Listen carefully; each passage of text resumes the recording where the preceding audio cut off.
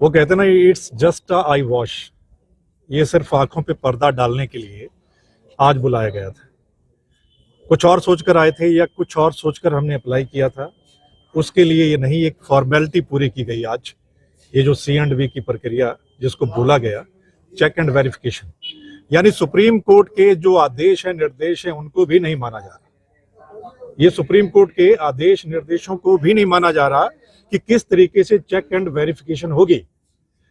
हमने जब चुनाव का नतीजा आया था तो 7 दिन का समय होता है कि अगर किसी को कोई ऑब्जेक्शन है तो आप अपना ऑब्जेक्शन फाइल करें, मांग करें, और बकायदा एक प्रोसीजर होता है। और बकायदा हमने 9 बूथों पर जो एतराज जताया, 9 बूथों की जो हमने फीस भरी, तकरीबन 4.25 लाख रुपया प्रोसीजर होता है, सारा कुछ वो जमा करवाया।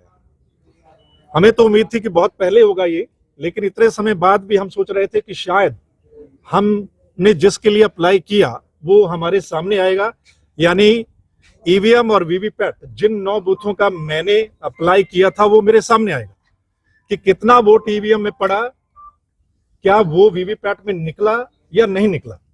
लेकिन जब यहां पर आते हैं तो यहां पर बिल्कुल उसके उल्टा हमें नजर आता है। वो क्या, यहां पर इन्होंने कहा कि 2 ईवीएम रोज खोलेंगे, तो 2 ईवीएम और वीवीपैट सारा कुछ लाया गया। तो एक ईवीएम जब प्रोसेस शुरू हुआ तो ये बोलते हैं कि ईवीएम का जो एक्चुअल डाटा था उसमें, जो इलेक्शन का, उसकी गिनती नहीं होगी, उसका मिलान नहीं होगा, वो डिलीट होगा, पहले उसको क्लियर करेंगे, नया उसमें पोल होगा, जिसको मॉक पोल बोलते हैं। मॉक पोल तो पहले भी होता है, इलेक्शन के समय भी होता है मॉक पोल। तो फिर इस मॉक पोल की हमें जरूरत क्या है? क्या इसके लिए हमने अप्लाई किया था? तो वो ये है कि वो डाटा नहीं दिखाना हमें, जिन 9 बूथों की मैंने डिमांड की वो डाटा हमें नहीं दिखाया इन्होंने, कि किसको कितना वोट पड़ा और कितना निकला, वो नहीं दिखाया।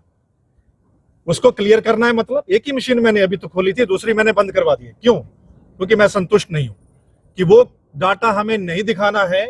एक नया कुछ सिंबल बनाएंगे, नया नाम, उस पे आप वोट कीजिए और फिर उसको काउंट कर लिया जाएगा उस मशीन को। ये प्रोसीजर है। हम इसके लिए नहीं आए थे मॉक पोल के लिए, इसलिए मैंने उस प्रोसेस को वहीं ऑब्जेक्शन किया है, बाकायदा लिख के दिया है, रिसीविंग ली है कि मैं इस प्रोसेस से संतुष्ट नहीं हूं, ये सुप्रीम कोर्ट के निर्देशानुसार नहीं है, इसलिए मैंने इस प्रोसेस को बंद करवा दिया है। तो वो बात ठीक है। आगे पड़ाव क्या रहेगा? आगे हम चैलेंज करेंगे इस प्रोसेस को। ऑलरेडी हमारी पार्टी ने चैलेंज कर रखा है, जो एसओपी हैं पहले उनको चैलेंज कर रखा है, और माननीय सुप्रीम कोर्ट में इसी 21 तारीख डेट लगी हुई है, और हमने इसी प्रोसेस को हमने चैलेंज कर रखा है कि मॉक पोल वो नहीं करवाना। हमने एक्चुअल जो C&V होना चाहिए, चेक एंड वेरिफिकेशन, जो ये जो 2-3 मशीनें होती हैं, ठीक है, उसमें ईवीएम आ गई, उसमें वीवीपैट, उसमें एक सिंबल लोडिंग यूनिट होती है, सबसे बड़ा उसी का खेल है। हम चाहते हैं कि वो चेक करवाइए हमें, क्या वो सही है या वो सिस्टम गलत है। वो नहीं, ये कुछ और निकला है, यानी मॉक पोल हम आपको करवा देंगे। हमने मॉक पोल किस लिए करवाना है? तो अब अधिकारी आए थे, इलेक्शन कमीशन, इलेक्शन के तहसीलदार भी थे, डीसा भी थे, उन्होंने क्या कहा आपको? कोई बातचीत आपने रखी उनके वो साथ? बोले जो जैसा हमें बोला गया है हम तो वही फॉलो करेंगे, ये प्रोसेस है, ये हमें बोला गया है, यही इसमें हम कर सकते हैं, इससे ज्यादा नहीं। और मैंने पहले भी जब ये बात शुरू हुई मैंने कहा ये किस लिए, ये मॉक पोल के लिए मैं नहीं आया हूं। मैंने किस लिए अप्लाई किया था? मॉक पोल के लिए अप्लाई, फिर मुझे 9 बूथों का अप्लाई करने की जरूरत क्या थी? अगर मुझे सिर्फ उन्होंने ये मॉक पोल दिखाना है कि ये देखिए एक नया डाटा, ये देखिए ये वोट डाल रहे हैं और ये इधर निकल रहा है, तो फिर मुझे एक ही मशीन बहुत थी। मुझे 9 मशीनों के लिए अप्लाई क्यों करवाया, ये बता दीजिए मुझे। उस समय बताते भाई ये मॉक पोल है तो मैं एक ही यूनिट का करवा लेता, या मैं करवाता ही नहीं। मुझे 9 यूनिट का क्यों करवाने, कितना पैसा भरने की मुझे जरूरत क्यों थी? और फिर इन्होंने 5 दिन किस लिए, ये समझ में नहीं आता। ये बहुत बड़ी बात है। आप कह रहे हो आई बार शायद तो जिला प्रशासन पे दबाव है सरकार का? ये दबाव कह लीजिए, या मैं मानता हूं कि इलेक्शन कमीशन मतलब सुप्रीम कोर्ट के आदेशों को भी नहीं मान रहा है। मैं 2-4 दिन पहले ही सुन रहा था, जो हमारे मुख्य चुनाव आयुक्त हैं राजीव कुमार जी, जब वो दिल्ली का इलेक्शन डिक्लेयर कर रहे थे तो वो बहुत शायरी भी बोल रहे थे और उन्होंने एक बात बोली थी, उन्होंने ये बात बोली थी कि भाई बहुत हल्ला मच रहा है, बहुत लोग इल्जाम लगा रहे हैं, सब कुछ क्लियर है, हमें कोई एक बूथ के भी बारे में बोलेगा, अगर कोई इल्जाम लगाएगा तो हम वो चीज जो है वो क्लियर करेंगे। यहां तो क्लियर कर नहीं रहे, यहां क्लियर नहीं कर रहे आप, तो इसका मतलब क्या है कि आप बोल कुछ और रहे हैं और आपका जो प्रोसेस है वो कुछ और है। आप कह रहे हैं कि हम एक एक बूथ वो उससे भी संतुष्ट करवाएंगे। अगर किसी को ऐतराज है, किसी को शक है, तो आप एक बूथ का भी यानी कि संतुष्ट करवाएंगे, लेकिन यहां नहीं करवाया जा रहा। मैंने 9 बूथों के लिए अप्लाई किया है, आप तो एक बूथ का भी मुझे संतुष्ट नहीं करवा रहे हैं कि एक्चुअल में जो चुनाव हुआ था, जो मतदान हुआ था, आप मुझे वो दिखाइए कि ईवीएम में कितना पड़ा और वीवीपैट में कितना निकला, आप मुझे वो दिखा दीजिए। आप वो नहीं दिखा रहे तो इसका मतलब क्या है? अब लड़ाई आगे सुप्रीम कोर्ट में होगी। बिल्कुल, हमारी सुप्रीम कोर्ट में याचिकाएं कई लगी हुई हैं, पंजाब हरियाणा हाई कोर्ट में भी लगी हुई हैं और हमने एसओपी को चैलेंज किया है कि ये क्या है। अगर सुप्रीम कोर्ट ने बकायदा बताया हुआ कि ये C&V ऐसा होगा, चेक एंड वेरिफिकेशन ऐसी होगी, इलेक्शन देखती है। क्यों नहीं हो रही? ये बहुत बड़ी बात है। इसका मतलब क्या है कि वो हाथी के दांत खाने के और दिखाने के और, ये तो वो बात हो गई कि आप बोलते कुछ और हैं और यहाँ पे किया कुछ और जा रहा है।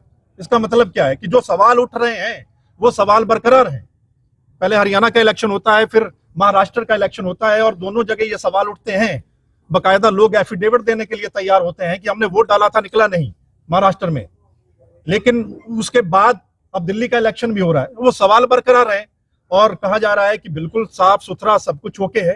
तो यहाँ तो मेरे को संतुष्ट नहीं किया इन्होंने। मैंने 9 बूथों के लिए अप्लाई किया था, क्यों नहीं? मैं चाहता हूं कि जो एक्चुअल डाटा था वो मेरे को दिखाया जाए, और अगर सिर्फ वो डिलीट करके नया पोल करवाना है तो उसका कोई मतलब नहीं, उसका कोई मतलब नहीं। मैंने तो चुन चुन के वो 9 बूथ दिए थे ना, ऐसे तो क्या मतलब है? इसका कोई मतलब नहीं रहता। हाँ, उनका मिलान किया जा रहा है, पर जैसे कि बहुत लोगों ने सोचा रिकाउंटिंग नहीं है, ये वेरिफिकेशन है जी। और वेरिफिकेशन के तहत देखो मेरे को तो कोई प्रॉब्लम है नहीं जी। लेकिन जो एप्लीकेंट है उन्होंने ही अपनी मेरे ख्याल से एप्लीकेशन विड्रॉ कर ली। तो अब इस पे आगे क्या करेंगे तो मेरे से ज़्यादा अच्छा वो बता पाएंगे जी। मेरे को तो एक कैंडिडेट होने के नाते जी।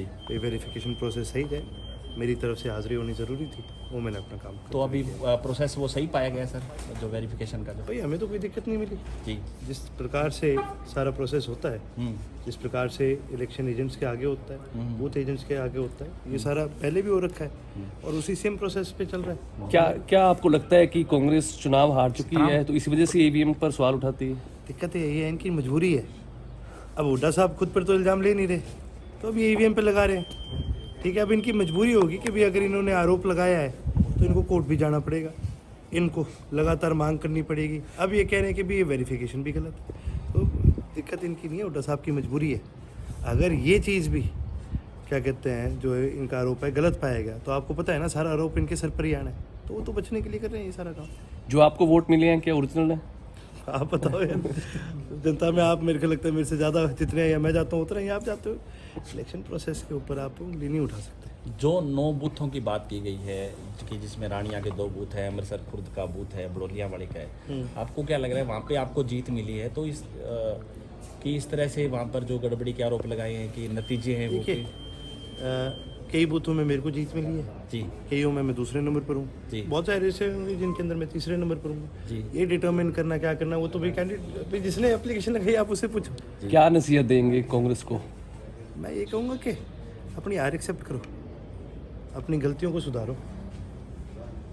ब्लाइंडली एक आदमी के पीछे भागने से आपकी सरकार नहीं आएगी, जनता के बीच में रहना भी पड़ता है, हवा को पकड़ना पड़ता है। इनको इस बात की समझ ही नहीं है, तो अपने आप से राजनीति में लगे हुए हैं। मैंने पहले भी कहा था, याद करो चुनाव होया करता था, आप मेरे से पूछा करते थे तो मैं क्या कहता था, कांग्रेस की थाली बड़ी बहुत है लेकिन उसमें छेद है और जब तक वो छेद रहेगा तब तक कांग्रेस का कुछ नहीं मिटेगा। छेद कौन है? भूपेंद्र सिंह हुड्डा। तब भी मैंने ये बोला था, ये 2 बाबू बेटे हैं, इन्होंने नाश कराया सर। ठीक है, ठीक। 2024 विधानसभा में भाग लिया था चुनाव लड़ने के लिए, उन सभी को भी सूचना दे दी गई थी। इसमें जो हमारे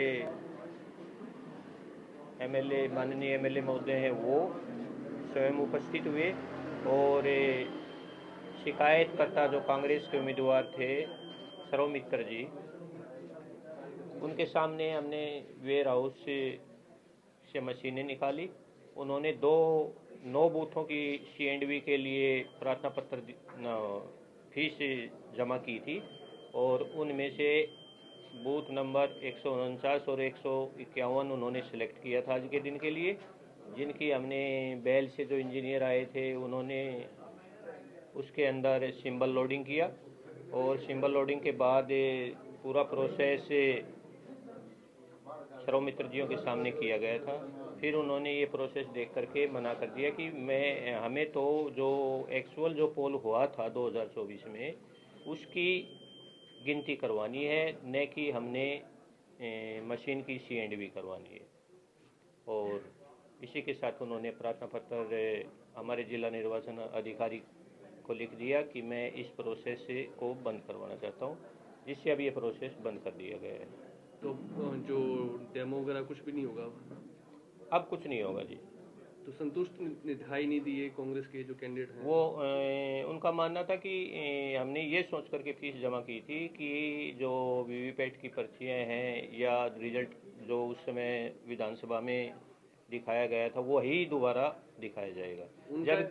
उनका ये कहना है कि उनकी जो काउंटिंग हुई थी उसका रिजल्ट भी उनको नहीं दिखाया गया, उनको गुमराह किया गया, कहा कुछ और गया और दिखाया कुछ और गया। नहीं, ये तो भारत निर्वाचन आयोग की हिदायतों के अनुसार ही हमें कार्य करना होता है और भारत निर्वाचन आयोग की हिदायतों के अनुसार केवल हम मशीन के अंदर पहले वाला डाटा बिल्कुल क्लियर कर देते हैं, उसके बाद दोबारा से डमी बैलेट पेपर सिंबल जो है वो डाउनलोड किए जाते हैं बैल के इंजीनियरों के द्वारा और मैक्सिमम 1400 वोट डाल सकते हैं और वो कैंडिडेट के ऊपर निर्भर करता है कि वो 200, 400, 500 कितनी भी डलवा सकता है।